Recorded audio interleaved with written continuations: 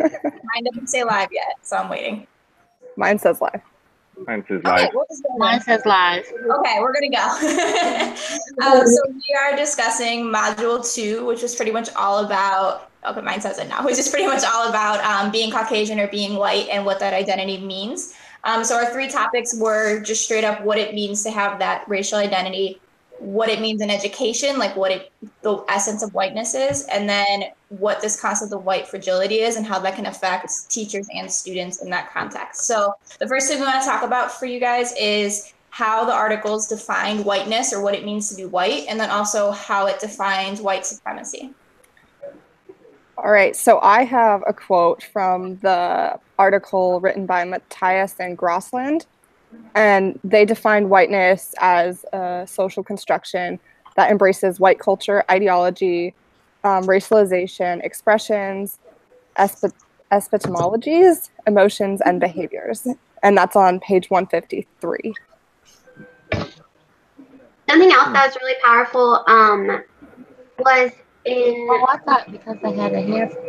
the article by Matthias and D'Angelo, where they talked about how whiteness was almost a form or similar to a child being abused. And it said they see race, but they're taught to never talk about race.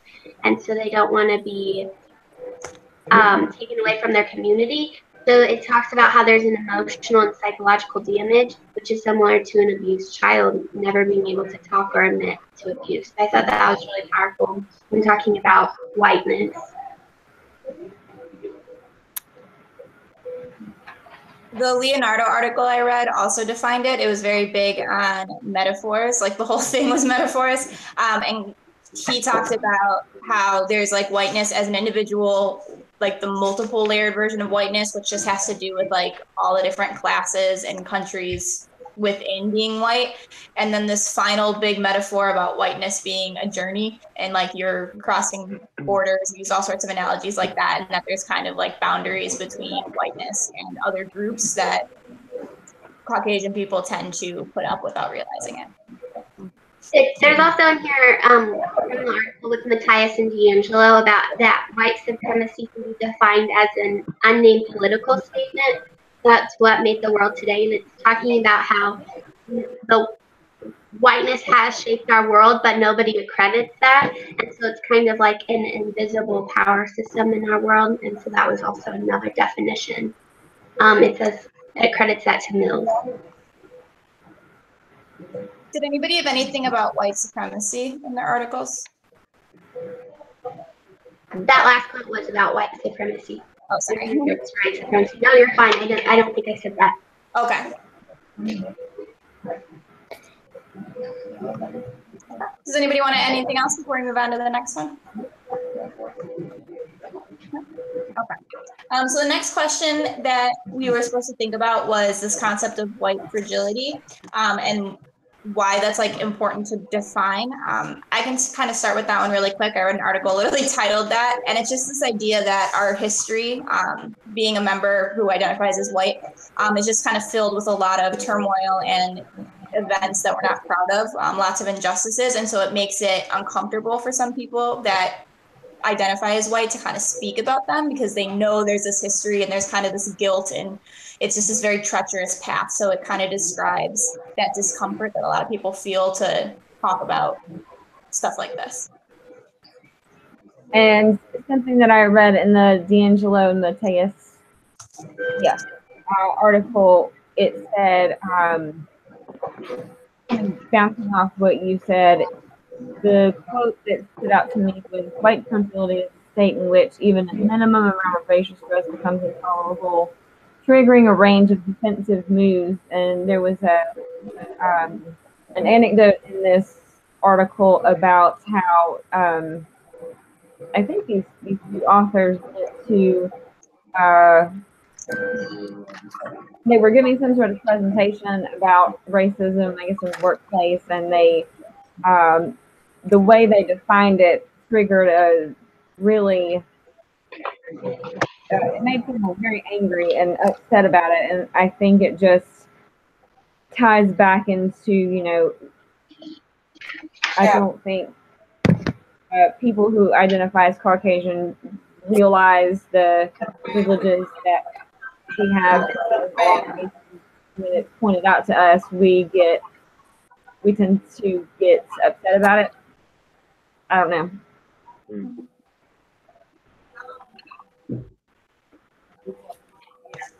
Why do you guys think this is useful for teachers to think about? Debbie, can you ask that one more time? Yes. Sorry. Why do you guys think it's useful to have this term? Like, why do you think that whether you're a teacher who identifies as white or a teacher who identifies as any other demographic, why is it useful for us to think about this white fragility term or idea? Well, Robin DiAngelo was talking in her video a little bit about being white and also being a position of authority in this field and kind of the battle that she faces with it, because she speaks about wanting to balance her power so that she can value her true belief while also not undermining the core beliefs of what she's talking about. And so she ends up determining that it would be worse to not do it. It would be worse to not talk about it. So as a white educator, she wants to abide by that same message. She thinks that teachers need to first look at themselves and openly and honestly discuss how their preconceptions, whether it's conscious or subconscious, how that's affecting the way they run their classrooms and consequently how they allow students to act in their classrooms. So I think the first thing is just accepting and being humble and graciously understanding what all of our faults are and where all of our positions are from. I think it is also important to consider the cultures of the classroom, the kids in the classroom, and also what may be going on in their surroundings, in their environment. Yeah. Does anyone want to add anything else on this topic? Oh, I'm sorry. I was just asking Angela, do you mean how that affects their performance in school, or just how they relate to material, or? Well, yes, how the students may perform in class, how the,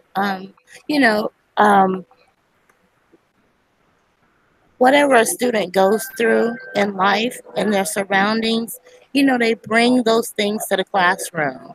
Because we spend so much time with our students, we spend just as much time with the students as their parents do. And so it would be important for us to have some sort of dialogue in the classroom so that it would give the kids a chance to open up, ask questions, or to whatever it may be to make them feel more comfortable. Because if they're not comfortable, ultimately they can't learn. Mm-hmm. When you're distracted with other things. And, at times, race may be one of those topics or things that need to be talked about. Right. I agree with that, but I also think that it needs to happen with anyone, regardless of what their race is, because and ultimately to connect with all your students, you need to be able to do that.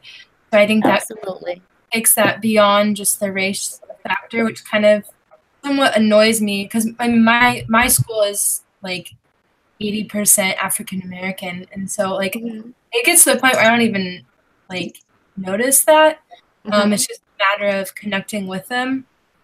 Yes. So I definitely agree with you on that. Just having that conversation and finding out, what their life is like and what their expectations are and what, their perception is of their learning plays a huge role into that.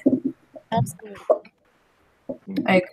Also, taking interest in their family and what their family cares about and what they place on priority at home, so you can be like, hey, what's going on with this? What's going on with that? So you can be intertwined with their family and what's in their community too. Well, I know that Dr. Janet Helms, she talks a lot about racial trauma and how that really affects people and kids especially. And I think as educators, we need to understand the prevalence of that in our classrooms, and we need to understand that is an issue that a lot of these kids are going through. and we need to address the problem and talk about it and not brush it under the rug and not. I know she kind of compares it to mental illness, and when people say mental illness isn't a thing, racial trauma isn't a thing, but we need to own it and we need to accept it. And I think that's the first step as educators. We need to take that role and be the facilitator for that. You know, one other thing that I was thinking of was I've been looking at this from maybe a white teacher in a predominantly ethnic African American maybe school, like a Title I school. But there are instances where the school is predominantly African American or mixed races, and then you have a few Caucasian students. You know, I think we should look at it both ways, not just the Caucasian teacher versus, you know, multicultural classroom. Yeah. I think so too, because I taught in a school that was, it was about 50%, they're probably more, mostly African American and Hispanic students. We probably, in the high school, we were a small school, there may have been 6 white kids total, but the thing that they most had in common was similar socioeconomic status, and so I love to give them opportunities to talk about, you know, their backgrounds, their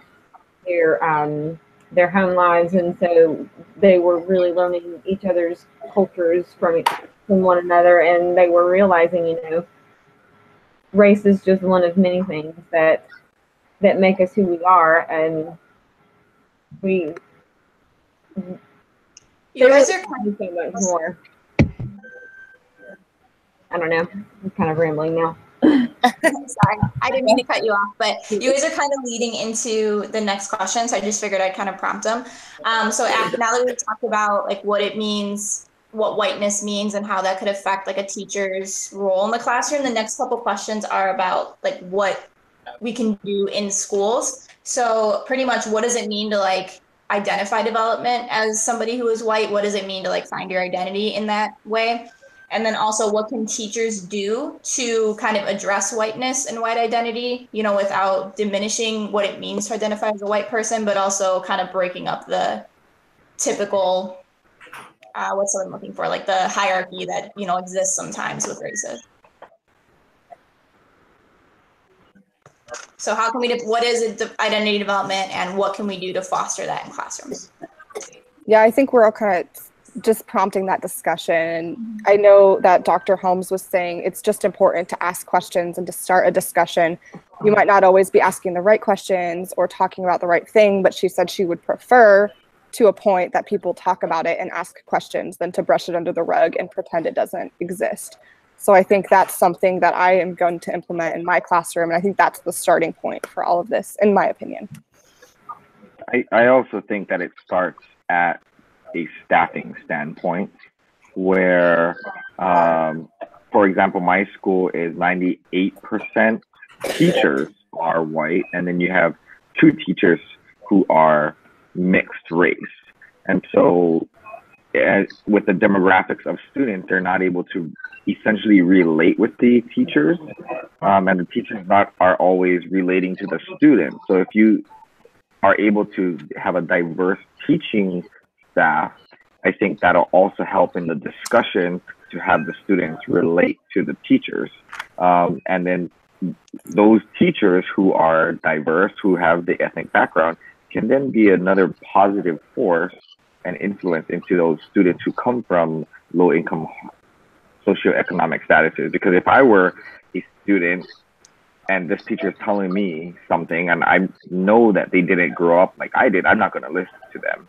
You know, it's going to be hard for me to listen to them. But if I had a teacher who was the same, who came from the same background, who understands how I grew up, then it might be easier for that student to relate and really invest in education in that way. So I think it also starts at a staffing standpoint. I don't think it's very realistic to go in and start changing up your staff just because Well, it's not true. diverse enough. Yeah. I think But it should come from a student standpoint. At our school this last year, we did a Black History kind of a day, and the students led it. It wasn't like the teachers didn't do anything. It was the students leading it and bringing to light different histories, not just the typical, civil rights movement and all that kind of stuff. It was based on like different accomplishments. They incorporated different cultures, like dancing, poetic things. There was a showcase of students who were doing like different culturally related things to show different aspects of their history. And I thought it was really cool because it was led by the students, not led by teachers.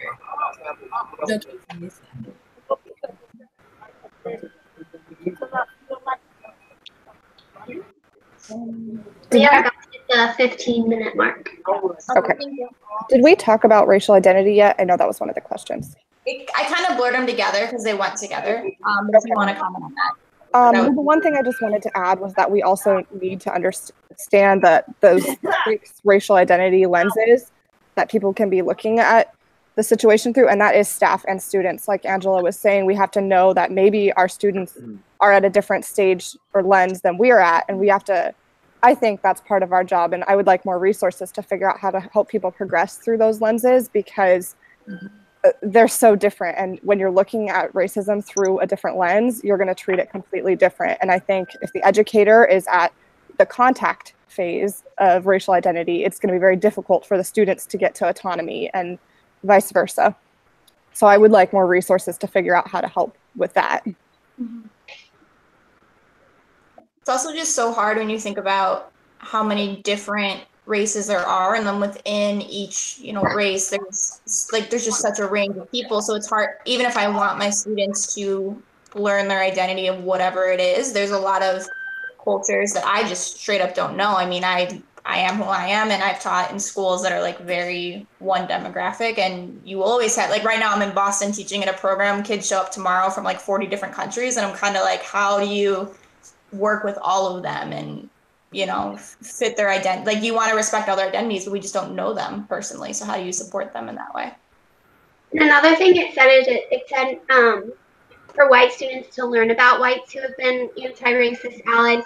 And I think that's important, like in my school setting, just because we are a singular demographic. There is no differences in race at our school, and so just pumping them up about giving them an example of other people just like them to set good models could be good as well. I never really thought about that before either.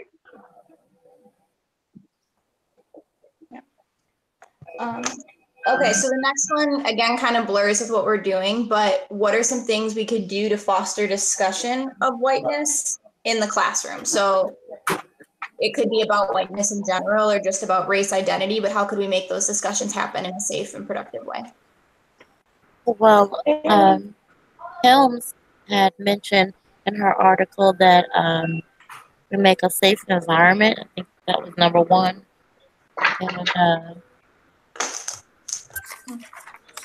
create opportunities of self-generated knowledge. Can anybody expand on the self-generated knowledge? Would that be more like prior knowledge? I think it means like going about like finding things on their own. Like I think it talks about how like they can do assignments like outside of the school, like going to an apartment building and trying to rent an apartment with a person of color, or going and walking through a grocery store and seeing the differences. So getting that firsthand knowledge, that firsthand experience, I think it's what it was referring to. The third and fourth strategies that they mentioned about promoting student development, implications of classroom teaching was the provision of an appropriate developmental model that students can use as a framework for understanding their own process. And the fourth one was the exploration of strategies to empower students as change agents. But I think if we just remember that the whole identity thing is an evolution of your own process of your way of processing out or away from racism.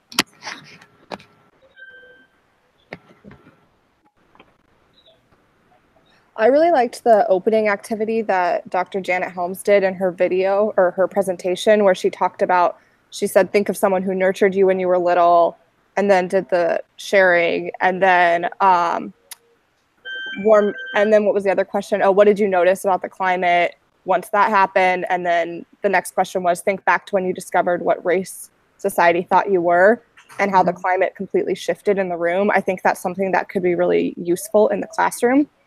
And it can be obviously modified and changed based on the needs. But I liked that right there, then and there, just the feelings of the room. I thought that was powerful. We're coming up on we have 10 minutes left. Okay, thank you. We're in good shape. We're on the 5th out of 6. So. Does anybody else want to add anything about how to support these discussions in the classroom? It also talks about naming the problem. So like letting them know that they're gonna feel feelings that they need to be able to feel to be able to move on and to create change. So identifying those feelings, I think, are going to be important.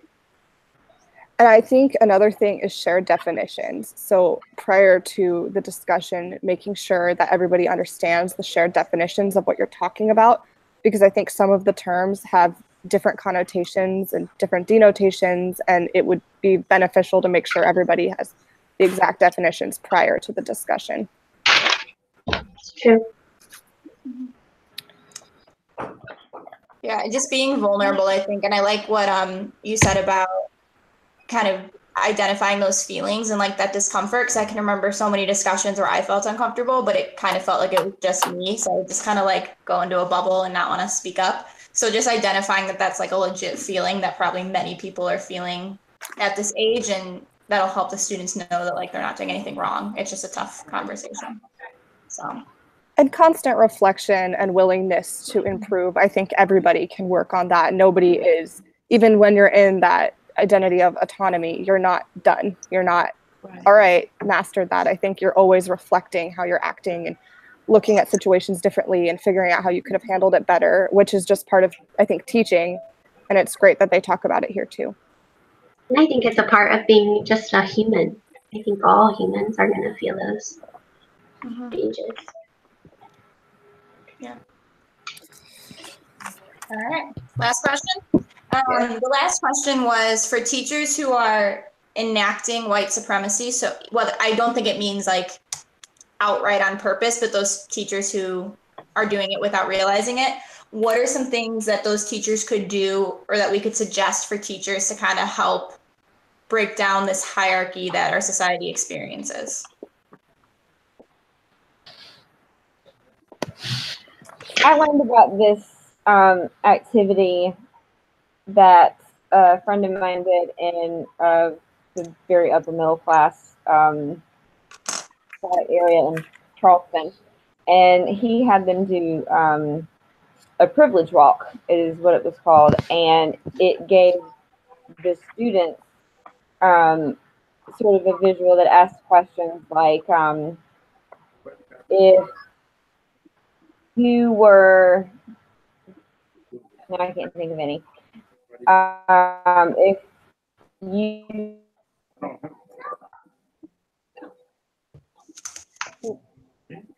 take a step back, if your parents have both attended a four-year university, take a step forward, and it gives the students kind of a visual of, you know, even within the school, how that looks. And I think it would be interesting if that was an issue for teachers to have a staff do that, and kind of, especially in a more diverse environment, have them kind of take a look and say, you know,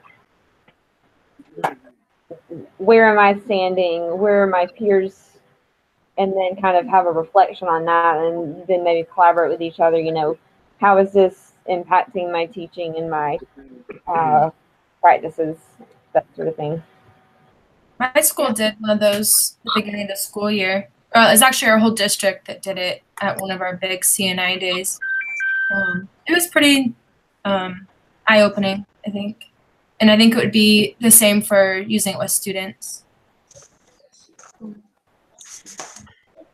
Something that in the D'Angelo article, the white fragility one, something that I didn't love that she wrote was that like white racism is a white problem. She kind of said that the burden for interrupting it belongs to white people. And I don't agree with that. I think that when something like this is going on in a classroom or something, well, in general, anywhere, people need to disrupt it no matter what, whether they're like a part of the group that's enacting it or the group, or like a complete bystander or whatever. I just think that everybody kind of needs to call it out a little bit, just because people truly aren't aware so often. Most people, I'd like to think, don't flat out want to have stereotypes and stuff nowadays, but they're still there. And we all just need to kind of call it out. And I think it's all of our responsibility to break this up and not just like, it's your problem, fix it type thing. I think we all just need to be calling it out. And if there's teachers doing it, help them recognize it, stuff like that. I think one thing that I was kind of processing when I was reading this was the definition that they placed with racism. And so I think the reason why a lot of this is framed this way is racism is related to power. And so since currently, as the articles are saying, white people have the power, that's why they put the burden on them, because they are in the position of power.